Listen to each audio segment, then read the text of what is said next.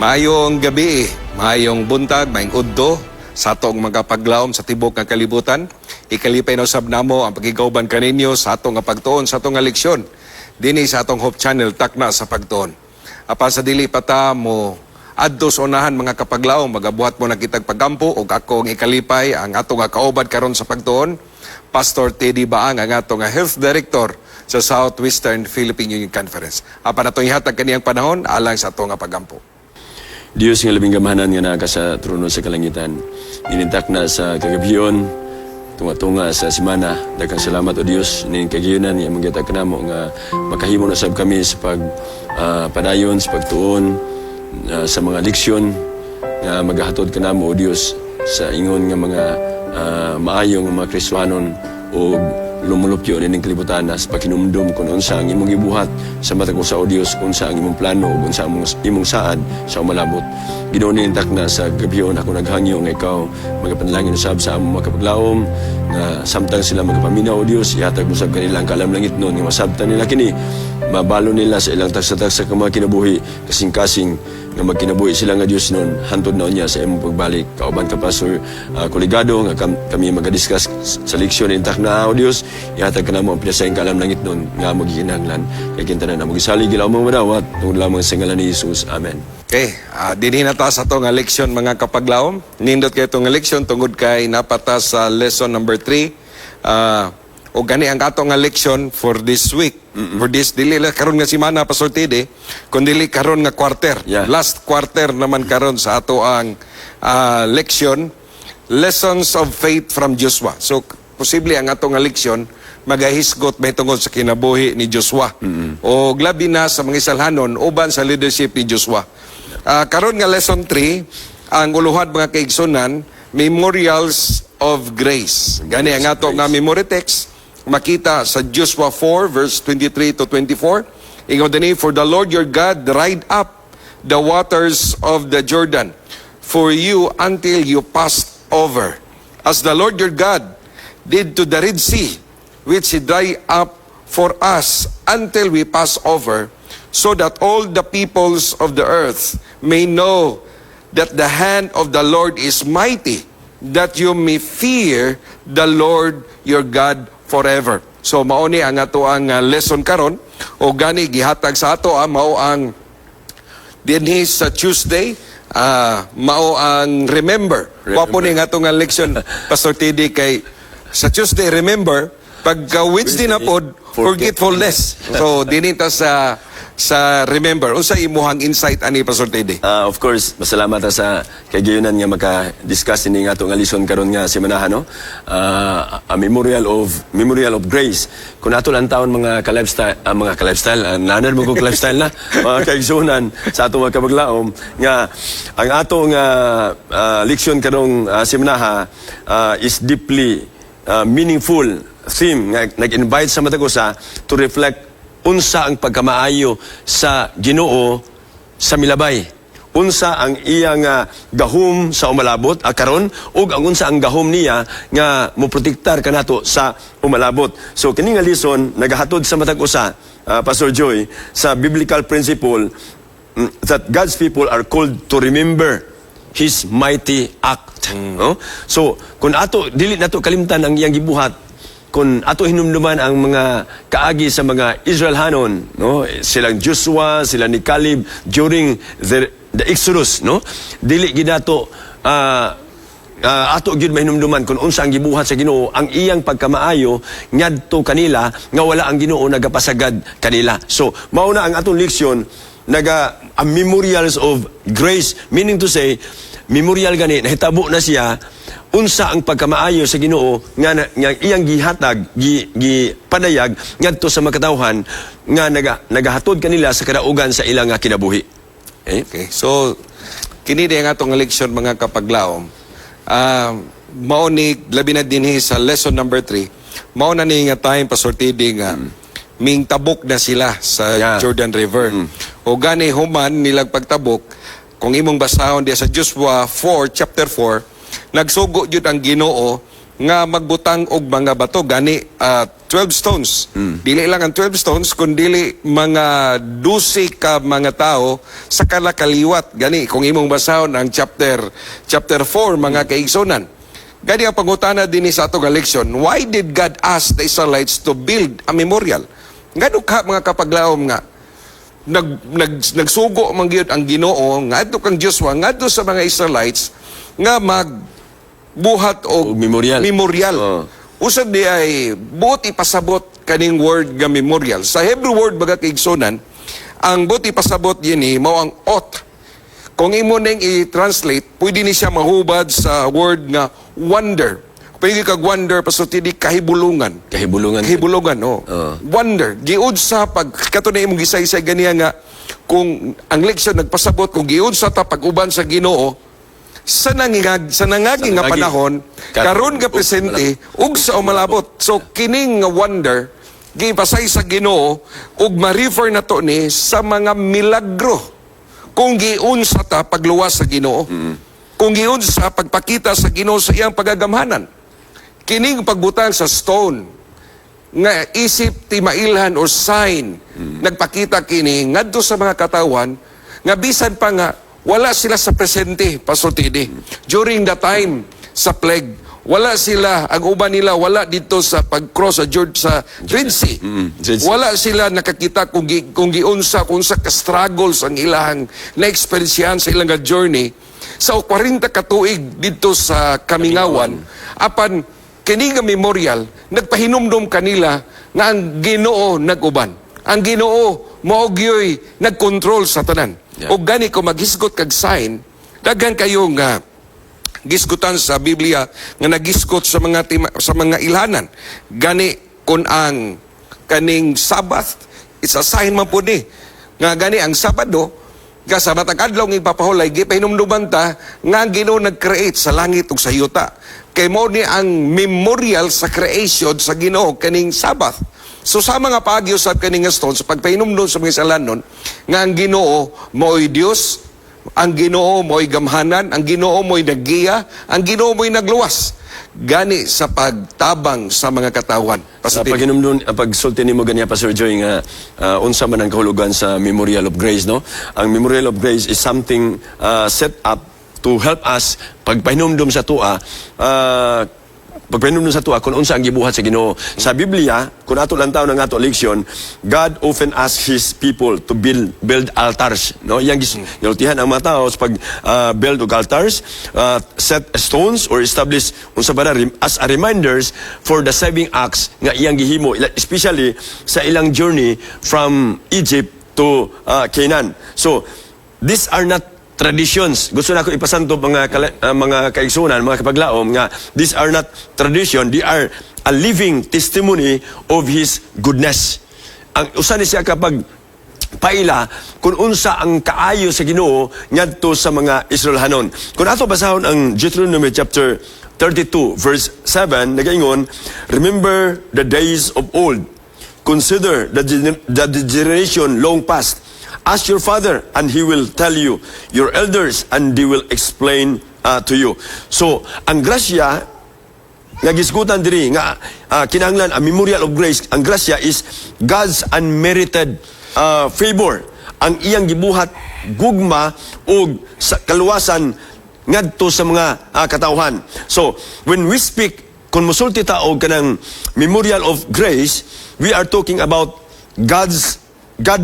ways God has helped us remember how He saved sa mga tao, sa pag-deliver niya, ug ang panalangin pinaagi sa history nga nahitabo sa milabay nga mga kapanahunan. So mao ni ang kahulugan, the memorials of grace, nga kinahanglan ato mahimduman sa ato nga kapanahunan karon. So salamat kayo, wagwapo na to ang gimpasize ni Pastor Teddy mo nang angay na to nga hinumduman, no? Angay yun na to ang hinumduman mga kapaglaw.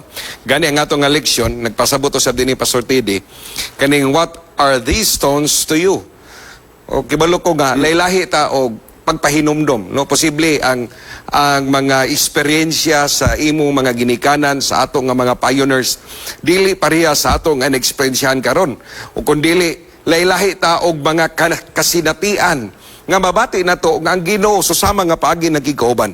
Kini manggod nga memorial nagpasabot siya Pastor Tidi nga the same God nga nagluwas sa mga Isalhanon sa bondage of slavery dito sa Egypt, the same God ang nagtunga sa Red Sea o the same God nga mao nagtunga sa Jordan River nga nagpakita kini sa pagpahinumdom kani magong pagpahinumdom importante yung kainin ni Pastor Tede karon ang tao makahibalo kung unsa gyud kabilayon labi na diya sa atong kalendaryo naman tay mga adlaw diha or pizza diha or bulan sa pagpahinumdom sa atong mga hero.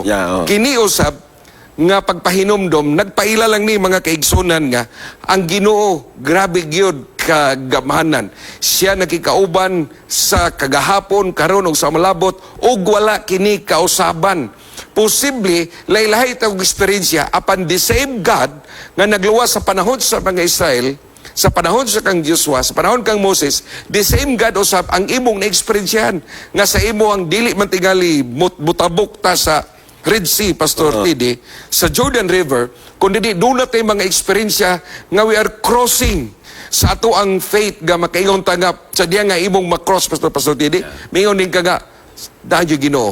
Kung wala ang Ginoo, dili ko kalabang, dili ko mahimong madaogon. Gusto na ito ipasandop sa ito mga kapaglaong karon mga gabi na Pastor Joy nga ang importance sa remembrance o remember unsa ang gibuhat sa Ginoo nga maayo ngadto sa mga of course maayo tanan ang gihimo sa Ginoo.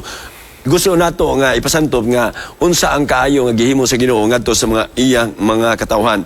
When we look back on what God has done, mga kaigsuonan, mga kapaglaom, we are reminded nga the same God who worked miracles, nagabuhat og maayo, kanyadto can still work today, no?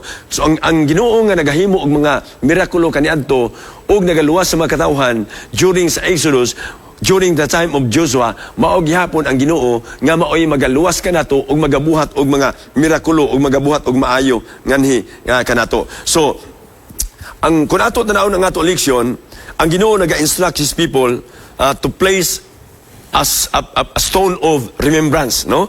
Og kini gitawag og Ebenezer, meaning the Lord has helped us this far. No? So ang Ginoo nagauban ang Ebenezer word diay ang Ginoo nagauban kanato bisan pa hangtod sa niani nga kapanahunan. So unsa may importante nganong importante magid kaayo ang paghinumdom, no?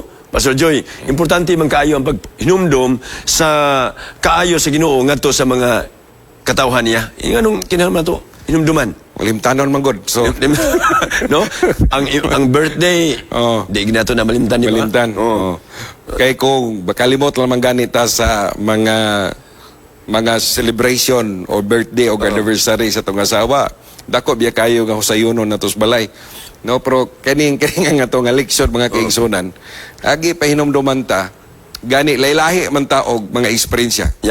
Kung akong i-summarize bitaw ning pagpahinumdom, mao ni ang makapaligon sa atong pagtuo, Pastor Tede. Mao gana. Sa diyang imong mabasahan, murag posible makaingon ka nga, posible kay no nga matunga ang Red Sea.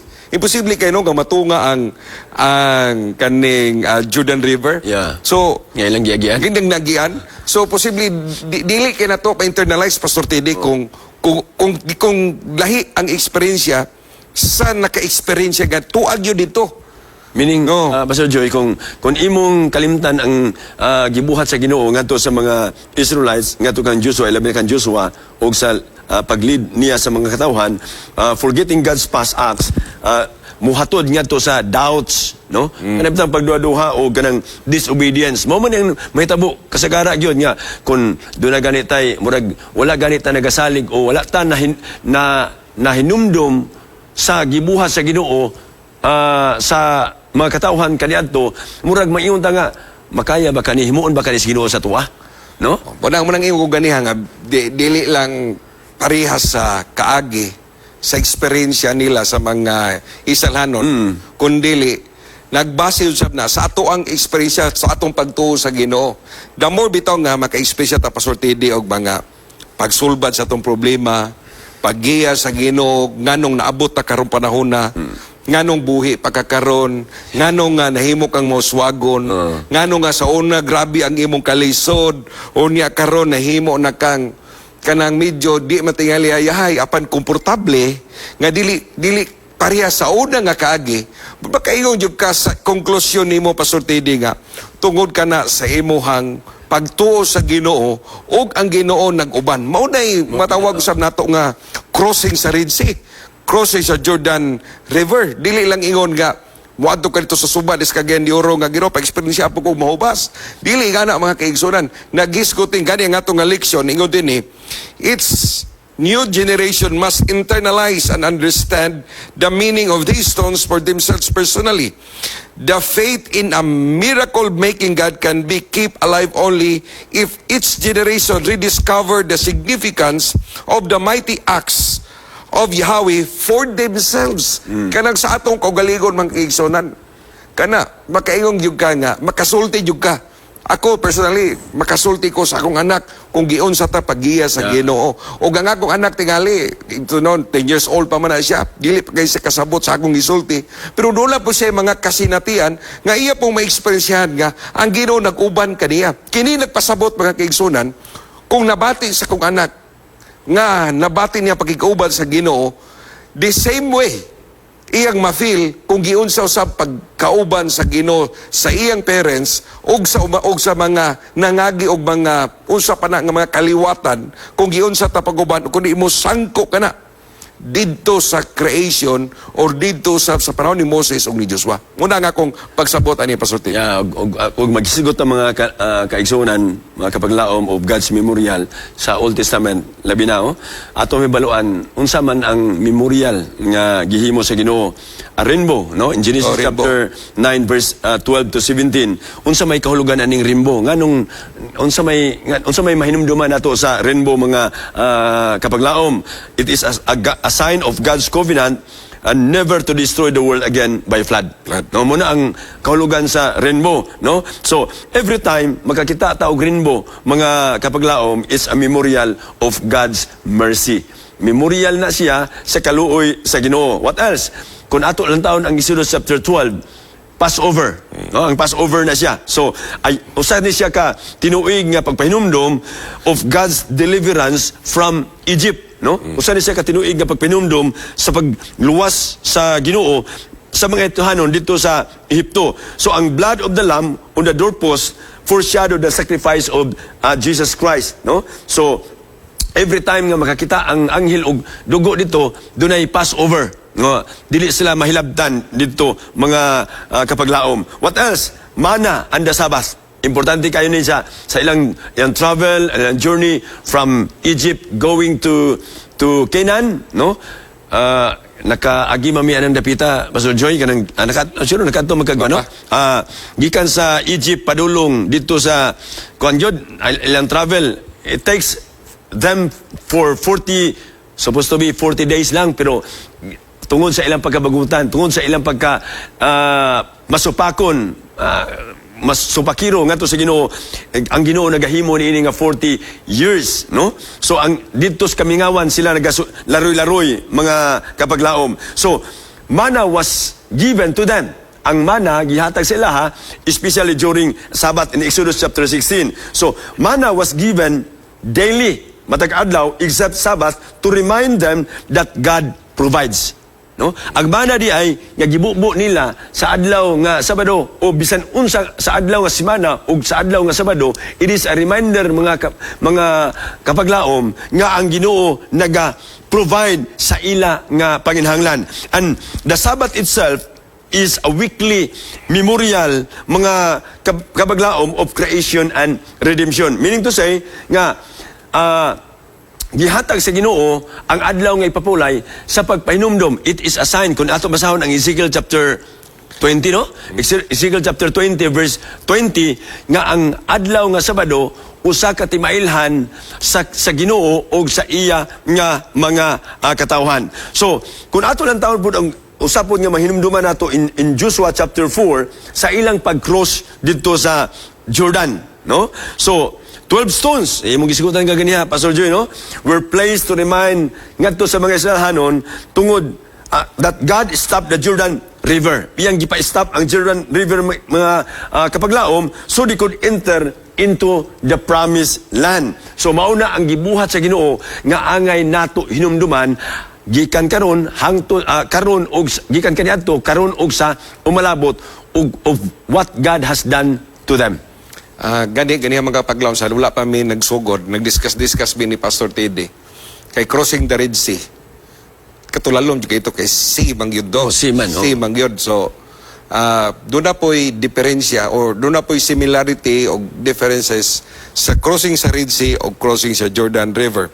Nangutana ko ni Pastor Teddy kay dito mo Tunisia o Israel mga kaigsoon kung unsa ba ka duol unsa ba ka lalom kay kon mutanaw lang ta sa atong suba diri Pastor Teddy taga bakaya raman og tabok pero what's the need nga gipahubas sa posible dili di ingon nga mabaw ra mga kaigsoon ko dili lalom kayo ni siya, so lahom ni siya kay ang Jordan River na siya kanang murag na siya sa north of Dead Sea ug opposite na siya sa Jericho. So tabukunon gina siya nga dagat yun. So kadi nagpasabot mga kaigsonan nga dito sa Red Sea Pastor Teddy ang pag-cross nila sa Red Sea doon na sila freedom from the bondage of slavery. So, kani usab nga pag-cross nila sa Jordan River, mga kaigsunan, mao na ni ang pag-cross nila sa saad sa Ginoo nga promised land, kaning Canaan, nga gi saad sa Ginoo sa iya nga mga katahuan nga makasulod na sila sa saad nga gisulti sa Ginoo sa ilang mga forefathers. Ug pagkanindot kayo, Pastor Teddy, nga kada bitaw mo cross ka sa success sa mga struggles and now you're living didtong dapita kauban sa ibuhang pamilya. So muna nga ang pagbutang sa memorial sa 12 stones nagpahinumdom kung giun sa pagluwas sa Ginoo ang iyang mga katawan. So dili na ta sa forgetfulness. Wapo kaya itong liksyon sa pagdidig kay Primero remember, di pag-abot na po sa Miyerkules, forgetfulness. O sa may bot, ipasabot, ani magkaigsoon kini nga itong leksyon, nag-iyon din why was it so important to remember the mighty deeds of the Lord? O sabi nyo ka-importante? Kung ato isigutan na nga itong leksyon karon kaninga adlaw sa Miyerkules, naman ta karon panahon na, no? So, kung ato, Moses warned Israel not to forget the Lord when they entered the promised land. And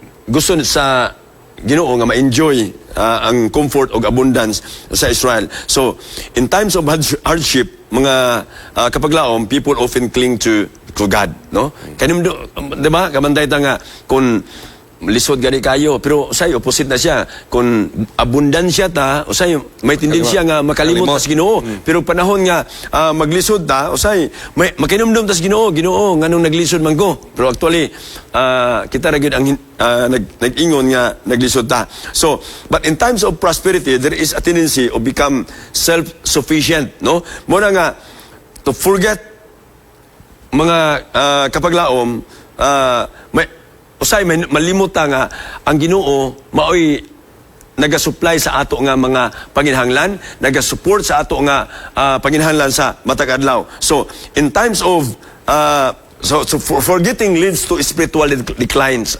Sumala sa atong leksyon, ang pagkahikalimot kuno usa kini ka paghatod ngadto sa usa sa ginatawag nga spiritual decline. Unsa man ang spiritual decline? Forgetting God is very dangerous. Kung ato induman nga, ang pagkahilimot sa Ginoo, very dangerous kaayo na siya. Nga naman, it causes us to lose gratitude and humility. No? Kana bitong, kung makalimot bitaw ta sa Ginoo, kung unsa ang iyang gibuhat sa tuwa, makalimot ta nga kanang pagpasalamat niya og naatay kinaiyang nga mapahitason, di na ta mapanabsanon. Og unsa pa gyud? It leads to pride. Kanang pagkamas pasigrabuhon.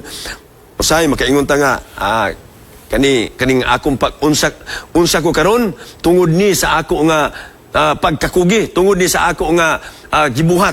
Usay malimot ta nga ang Ginoo maoy nagasupply sa tanan nga panginahanglan.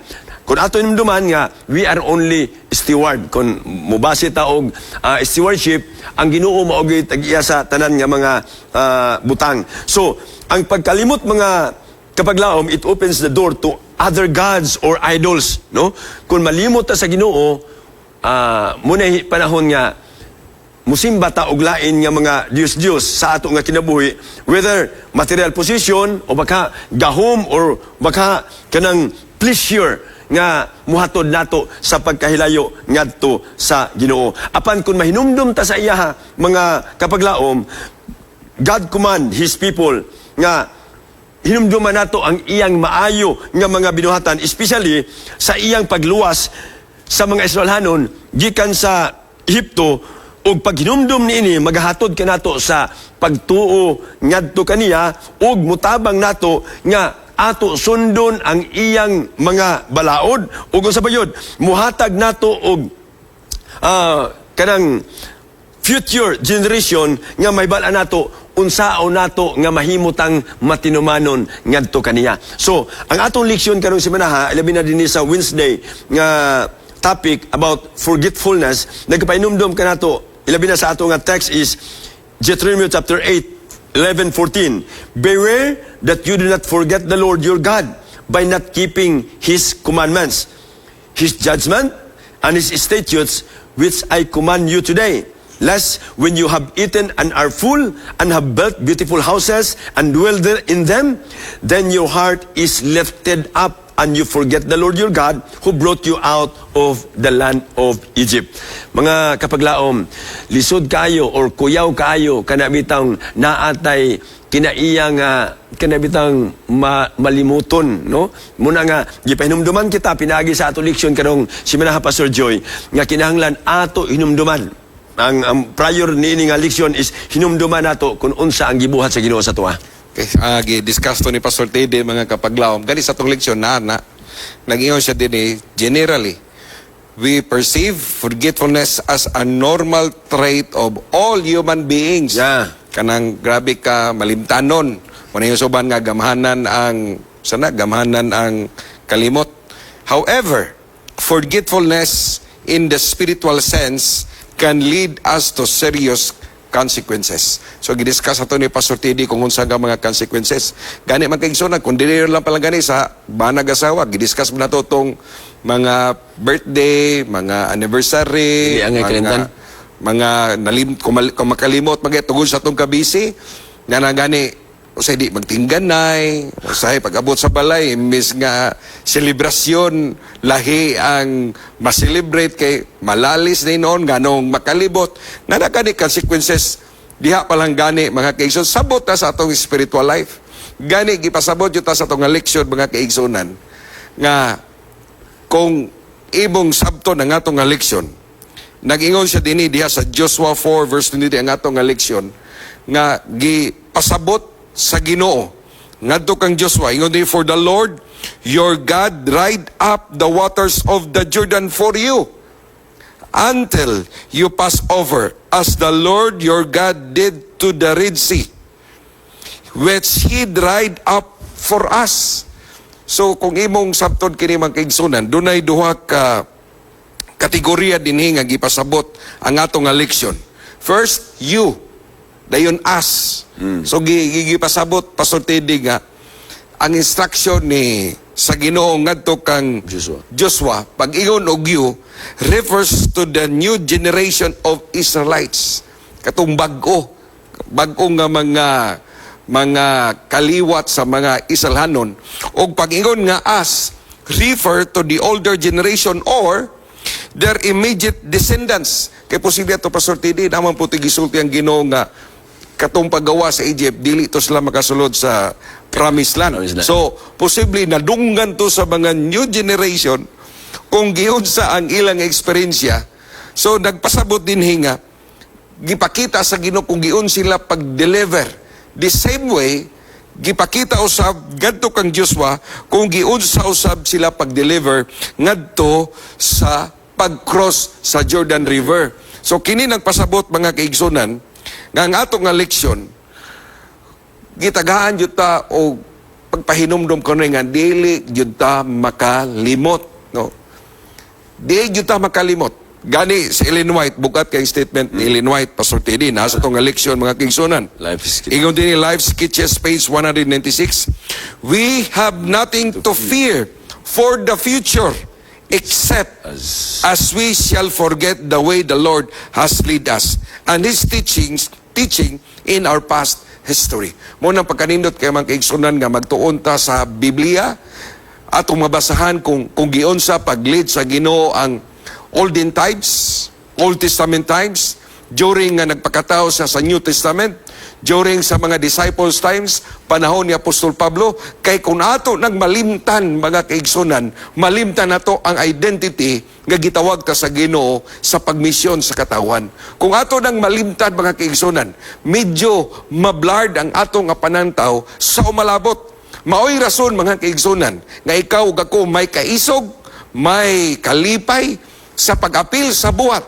Kung giun sa ta pag-uban sa Ginoo tungod kay atong nabasahan ug atong nabati kung giun sa pakikauban sa Ginoo during the time of Israelites sa pag-cross sa Red Sea, sa pag-cross sa Jordan River, ug kita usab nga nagkinabuhi karon daghan po tang mga eksperyensya nga makaigon ta nga the same God ang nagluwas kaniadto og karon og sa umalabot mga kaigsunan. Yeah, kung nagaparaan din sa atong leksyon, salamat kay Pastor Joy sa imong nga pag-discuss yan, no?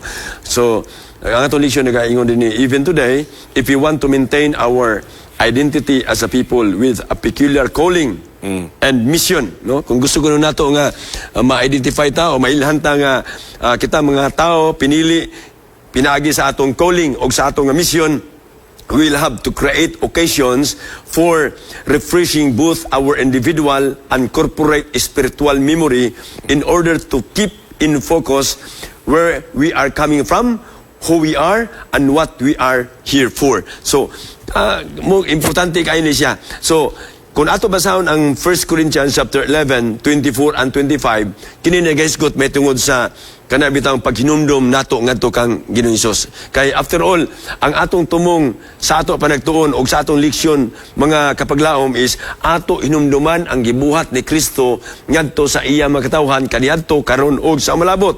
Kung ato basahon ang verse 24 in 1 Corinthians, and when he had given thanks, he broke it and said, "This is my body, which is for you. Do this in remembrance of me." In verse 25, in the same way, also he took the cup, and after supper, saying, This cup is the new covenant in my blood. Do this as often as you drink it in remembrance of me. Kini siya, nga naman kinahanglan man nato nga minumduman si Kristo and what Christ did for us. Oh, nganong hinumduman nato tungod kay kung ato mahilimtan, makalimtan kung unsa ang gibuhat ni Kristo, mawadaan og meaning ang ato nga kinabuhi. No? Murag walay direksyon ang ato kinabuhi nining kalibutana mga kapaglaom. Nga naman, wala nato mahinduman kung unsa ang gibuhat ni Kristo. Walay pulos, no?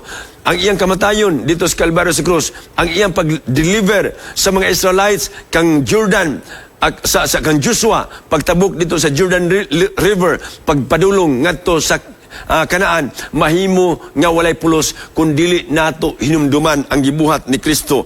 Ilabi na dito sa Kalbaryo sa krus nga pagluwas ka nato mga kapaglaom. So it is very important gipahinumduman kita nga ato hinumduman katong gibasa ni Pastor Joy kaganiha nga sa Life Sketches, no? We have nothing to fear. Dili kita mahadlok sa umalabot.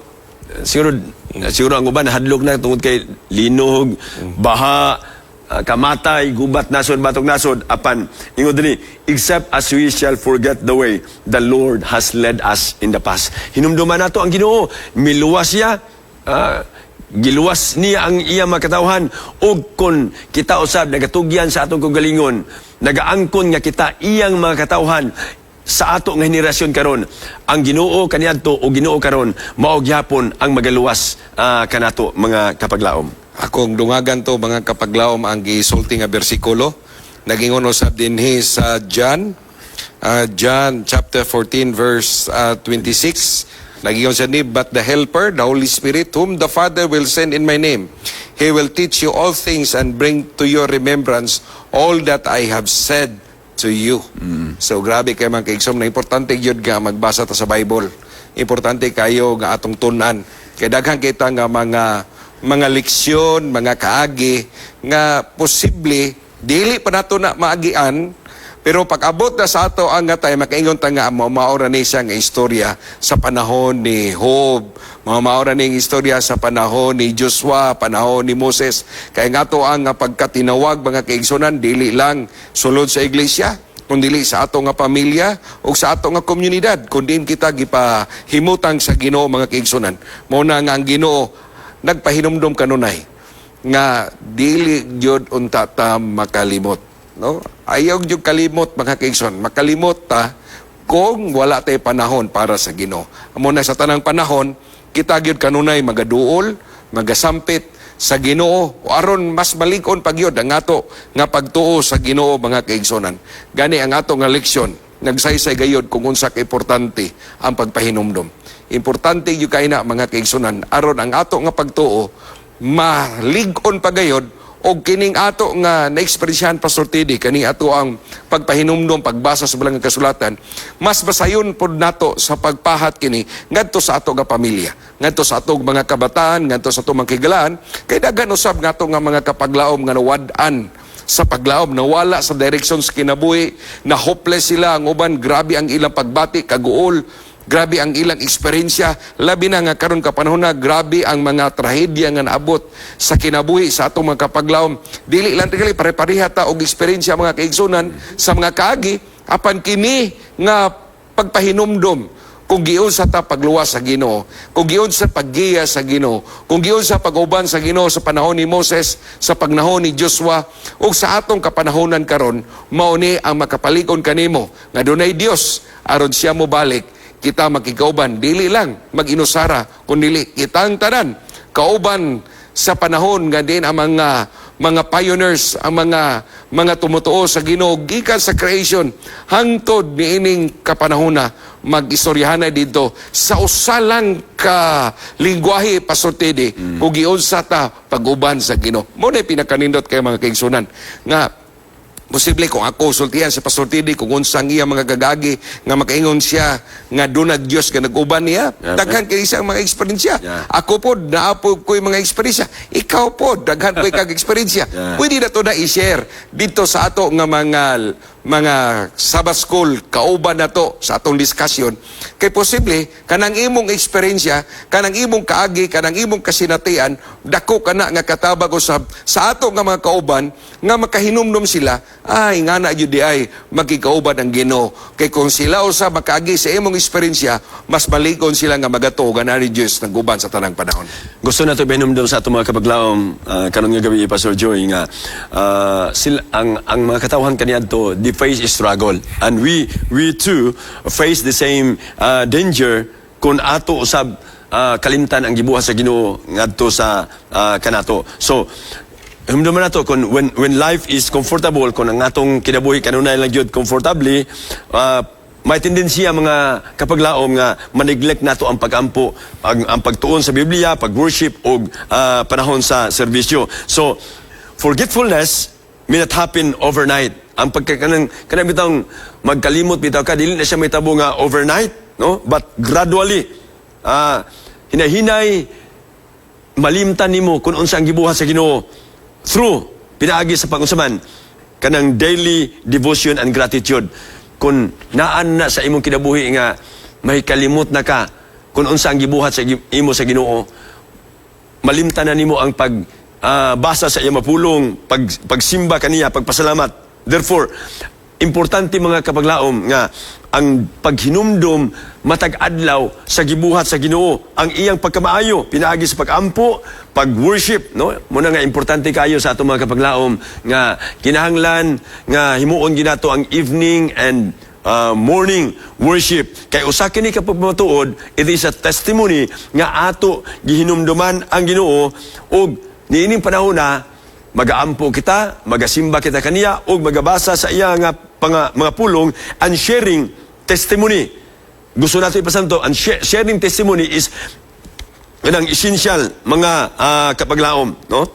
Si Ellen White nag-remind sa matag usa that spiritual spiritual forgetfulness, makapaluya sa ato nga pagtuo. So, recalling God's leading in the past, magapahinumdom kanato mga kapaglaom to trust and to have courage as we face sa pagatubang sa mga hagit nga ato ginatubang sa matag kanugonya. So, dili ginato kalimtan kung unsa ang gihimo sa Ginoo kaniadto karon og sa malabot kay kini magadetermine sa atong kinabuhi kung unsa ang ato papangalagad karon og sa malabot sa ato buhi nga Dios. Amen. So wala na kay tayo igo kay kapanahon karon Pastor Teddy. Yeah. Apan sa dili pa ta magampo mga kapaglaom sa ato ang pagtapos ato nga leksyon. Hinumdumi ni kini nga statement mga kapaglaom. Success and prosperity should never make us forget the source of all blessings. Ang Ginoo lamang. Usahay sa gingon ni Pastor Teddy, makalimuta, mahimutang balampuson, mahimutang mooswagon, usahay makalimuta kung giyon sa tapaguban sa Ginoo.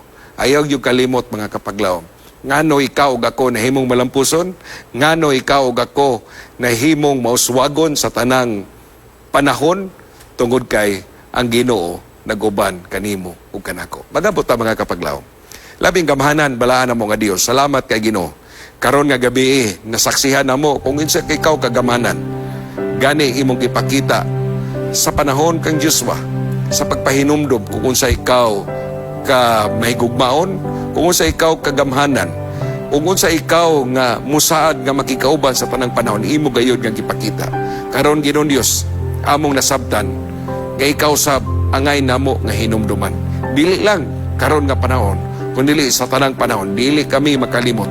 Apan ang yawa kanunay usab Ginoo naghatag kanamo og mga pamagi, mga sitwasyon nga kami makalimot kana kanimo. Apan salamat kay Ginoo nga bisan usahay kami makalimot. Apan ang imong kaluoy ug grasya kanunay ikaw nagakabot kanamo kay gusto ikaw nga sa tanang panahon kami makahinumdum kanimo. Busa Ginoo ako nagampo, ikaw maghatag og kalig-on sa amo nga mga kapaglaom nga ikaw ilang mahinumduman karon nga panahon na. Aron maghatag kanila og kalinaw, kasulbaran sa ilang gipangbati. Og pinagi sa amo pagpahinumdum ug imong gitubag ang ilang nga mga hangyo ug ang ilang nga mga handom sa kinabuhi ug ang ilang mga gipangayo. Among mabati Ginoong Dios nga ang Dios ni Moses, ang Dios ni Isaac, ang Dios ni Joshua, ang Dios sa mga salhanon, maura nga Dios nga among gilagaran ka. Salamat kay Ginoo nga ikaw magagahom ka namo, liguna kami hangtod ikaw mo padayag aron maangkon namo ang kinabuhi nga walay katapusan diha sa langiton nga pulyanan ngay magisaad alang ka namo tanan. Salamat sa pagtubag. Pasayloa kami sa munsala sa ngalan ug gahom ni Ginoong Hesus. Amen. Amen.